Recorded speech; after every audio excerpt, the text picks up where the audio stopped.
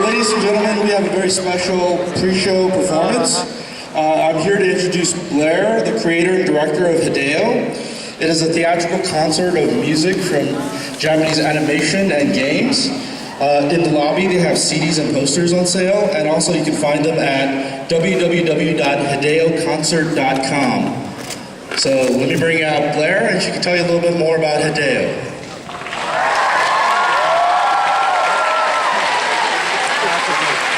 Ladies and gentlemen, thank you so much for coming. This is an honor to perform for the Cosplay Masquerade. I have a wonderful, talented group of musicians here ready to rock your socks off. Are you guys ready? I don't know if many of you have heard about us yet. We did our premiere show last October at Zellerbach Hall on the UC Berkeley campus. It was phenomenal. So we have a small excerpt here, only 30 minutes of the show, to show you guys what we're all about. And like we said, we have CDs and posters available in the lobby for sale. We have just finished our first album. We have 3 songs: Goodnight Julia from Cowboy Bebop, the aria from Final Fantasy VI, and Canta Per Me from Noir. Woo! And with the exception of Goodnight Julia, we will be performing the tracks on the CD for you today. So just final announcements. Please remember to turn off your cell phones and any other electronic beeping devices. I do not have any objection to you guys taking photos, but especially if you're here in the first few rows and you're really, really close, I would ask that you turn off the flash. Otherwise, I think we're ready. Gentlemen, are we ready?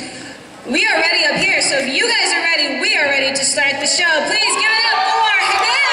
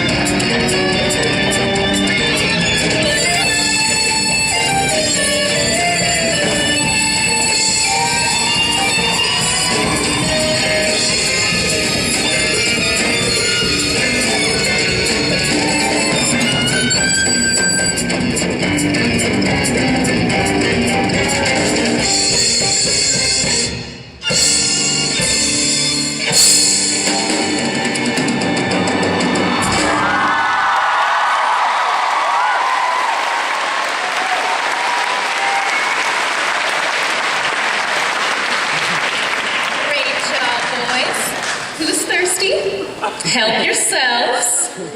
Here you go. Not you, Sammy. You are not allowed to drink here anymore. Not after what happened last time. All you get is water. You know, just mentioning that reminds me how sometimes as a kid, I'd get bored at home and run over to the local tavern. I had these little plastic cups I would fill with water and hand out to the customers. Of course, most of them didn't want any water, but I'm sure they still appreciated the thought. A couple of times, the owners let me pour the ale. Seems funny now, but as a child, that was probably the most exciting thing in the world. I guess tending a bar was always what I wanted to do. I remember the bartender, named Heinrich. He was this mean old guy who was always smoking his pipe, telling me I was natural. He said to me, "It's easy to tell who the great bartenders are. They are the ones who keep the customers coming back." I've been a bartender since before the war ended. It isn't always easy being the bartender at the Shiny Mug, the most famous tavern in the province, but I get by. And the boss, the guy who owns this place, he loves me more than ever. I feel like he finally shows me the respect I deserve. Every time I come in here, you're running your mouth about something. Oh, hey boss, what are you doing here? As if I need a reason to visit my own bar? No, of course not.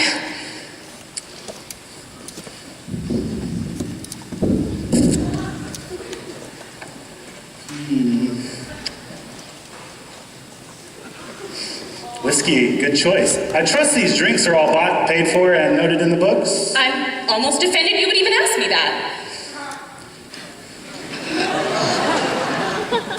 Yeah, that's good. Would you like a drink? No thanks, I'm not that thirsty. We should just get to business, I don't have a lot of time. Excellent.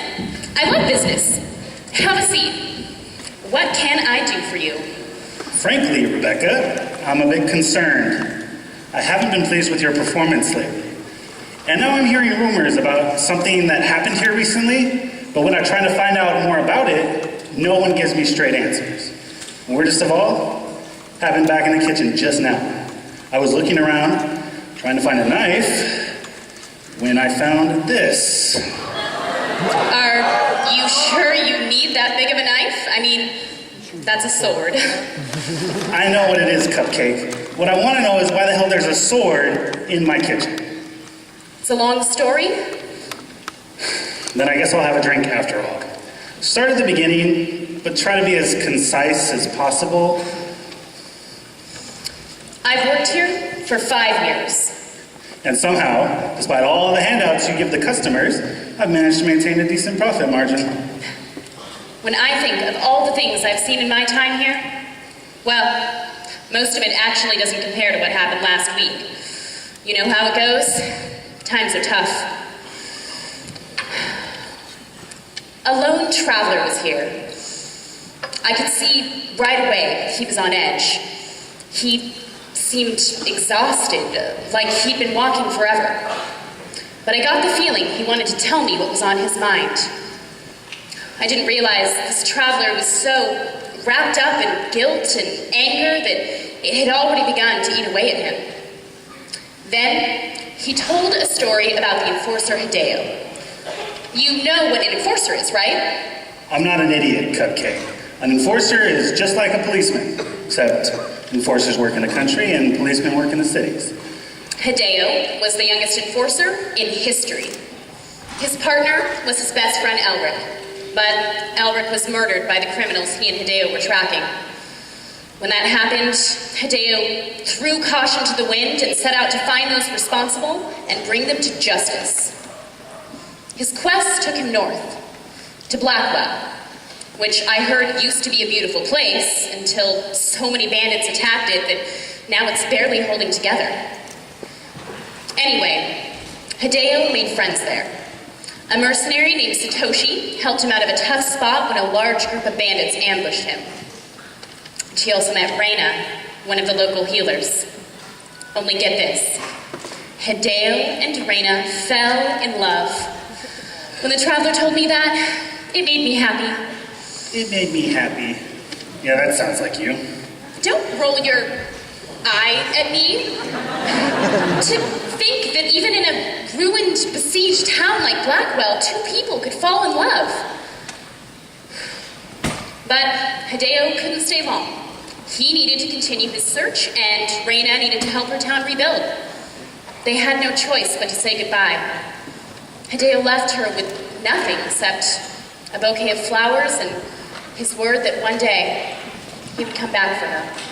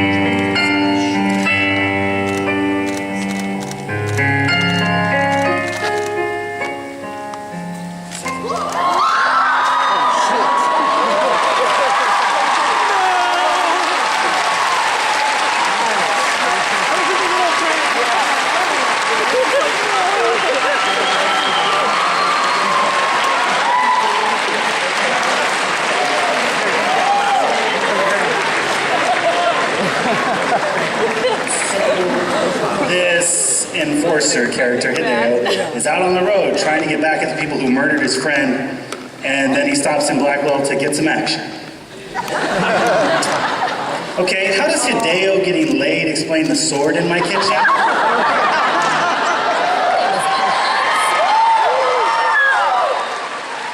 Are you going to listen or what? Continue. Remember how I mentioned that mercenary Satoshi?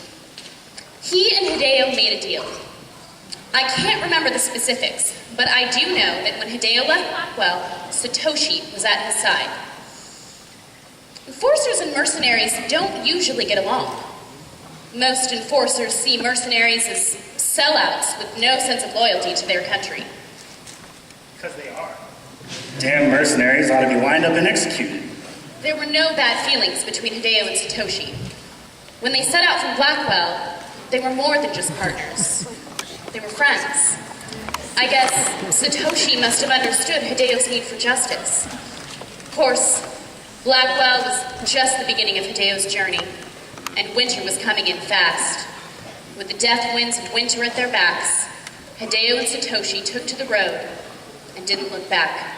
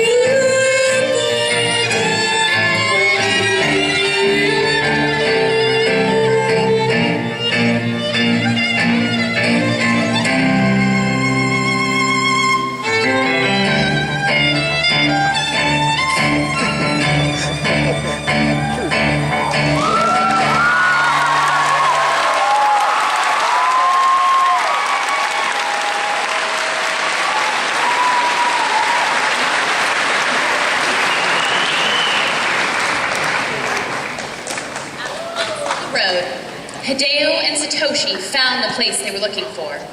Some ancient cathedral way up north. But when they got there, the blood lieutenants were waiting for them. Were any of you playing here the day the Blood Lieutenants came through? No? Oh man, it was tense. You never told me the Blood Lieutenants came in here.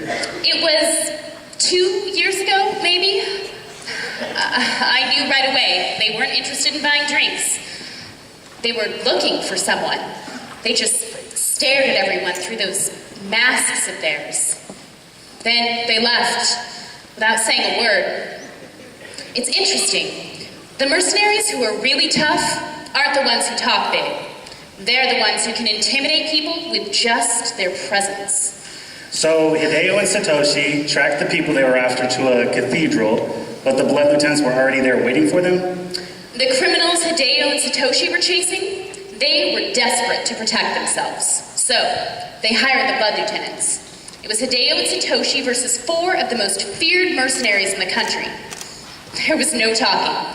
The Blood Lieutenants made no request for Hideo to lay down arms and surrender. They just attacked.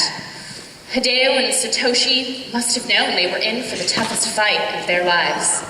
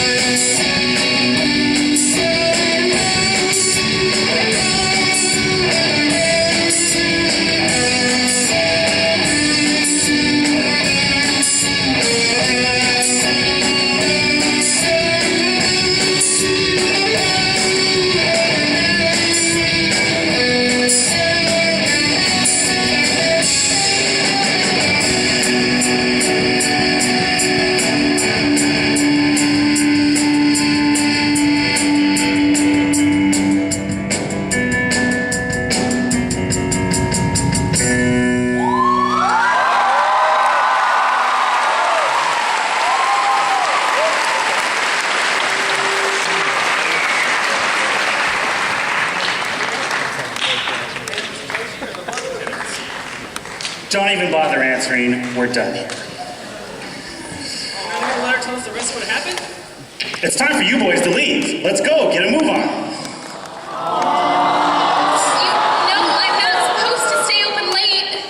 Come back soon. Buy me a drink. I'll tell you all about it. Out you go. Rebecca.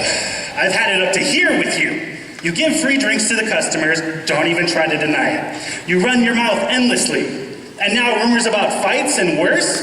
Of course, when I ask you about it, you spin some tale about an enforcer seeking justice. Honestly, your days at this bar are numbered, Cupcake. Oh, I have had it up to here with you. I'm the one working my ass off here every day, keeping the customers happy while you're off calculating your damn profit margin. Haven't you talked to anyone recently? Our world is changing.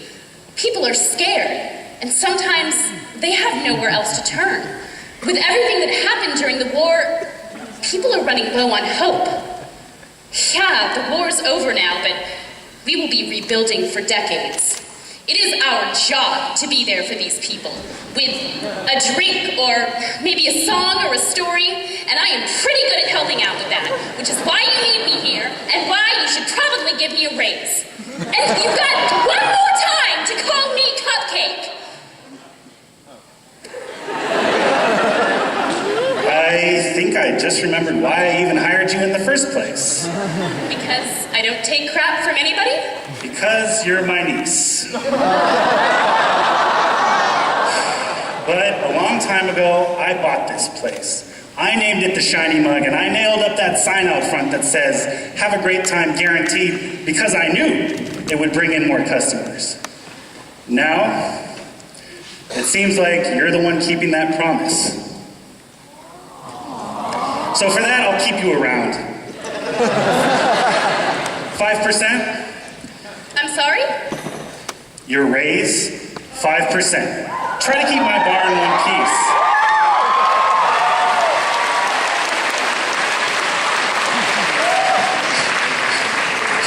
It's easy to tell who the great bartenders are.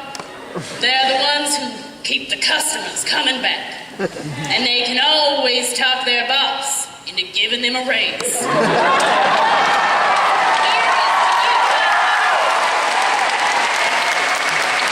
to Hideo, Satoshi, and Reina, wherever you may be.